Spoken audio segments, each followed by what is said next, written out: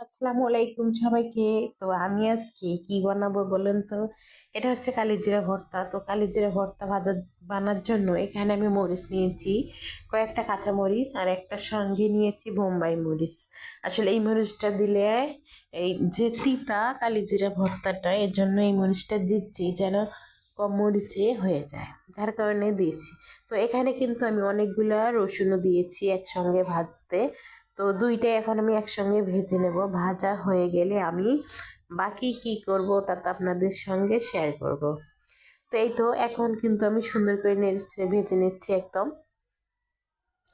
ভাজা হয়ে গেলে এখানে আমি এই তো বাড়তে চলে আসলাম ধুয়ে একদম। তো পেঁয়াজ দিয়েছিলাম সঙ্গে, পেঁয়াজ হালকা করে একটু ভেজে নিয়েছি, আর কালিজিরা আমি নিয়েছি। তো এখন আমি এটা এখানে পাটায় ডলে নেবই। তো কালিজিরাটা আমি ভেজে আগেই চুলার তলে রেখে দিয়েছিলাম, যার কারণে ওটা ভাজা দেখাইতে পারিনি। তো একটু লবণও দিয়ে দিলাম আমি, লবণ তো অবশ্যই লাগবে। তারপরে দেখুন আমি পাটায় সুন্দর করে বেটে নেব, নিয়ে তৈরি করে ফেলবো। তো এত কষ্ট করে আমি পাটায় যে বাটছি, অবশ্যই যারা যারা দেখবেন সবাই কিন্তু আমাকে সাপোর্ট করতে ভুলবেন না।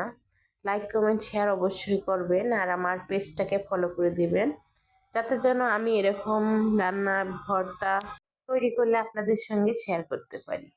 তাই তো এখন আমি একটু লবণও দিলাম। তো কিন্তু আজকে আমি তেল দিইনি, তেল ছাড়াই ভর্তাটা রেডি করে ফেলেছি। তো কেমন হয়েছে বলবেন আশা করে। আল্লাহ হাফেজ, সবাইকে ভালো থাকবেন।